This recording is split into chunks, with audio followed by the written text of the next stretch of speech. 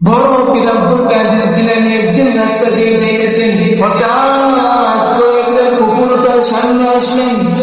এবার কুকুর দিকে বলতেছেন, কুকুরটি আবার আব্দুল কাদের জিলানীকে বলতেছেন, আপনি যে জামানের একজন আল্লাহর ওয়ালি, বলেন আপনি ভালো না আমি ভালো?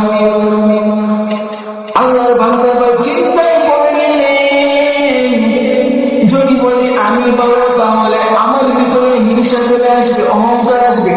আর যদি বলি না তুমি কুকুর ভালো আমি মানুষ ভালো না, তাহলে আল্লাহ ওই কোরআনের আয়াতের উল্টা হয়ে যাবে।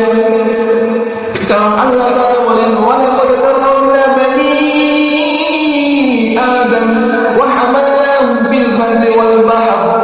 আমি আল্লাহ তাআলা বলি আদমকে এত সুন্দর করে বানাইলাম,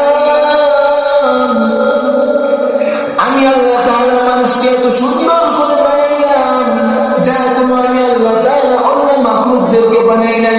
আমি আল্লাহ তাআলা সূর্যকে এত সুন্দর করে বানাই নাই, আমি আল্লাহ তাআলা চন্দ্রকে এত সুন্দর করে বানাই নাই, আমি আল্লাহ তাআলা অন্য কোনো মাখলুককে এত সুন্দর করে বানাই নাই, মানুষকে যত সুন্দর করে আমি আল্লাহ বানাইলাম।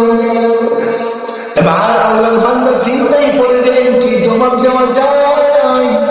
আল্লাহর বান্দা এবার মুরাকাবায় বসলেন, আল্লাহ তাআলা তার অন্তরে জবাব দিয়ে দিলেন।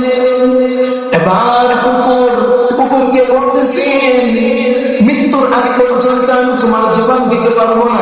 যখন আমি দুনিয়াতে মৃত্যুবরণ করব, আমাকে দুইটা ফেরেশতা এসে আমাকে প্রশ্ন করবে, তোমার রবের পরিচয় দাও, রহমাতুল্লিল আলামিনের পরিচয় দাও, ধর্মের পরিচয় দাও।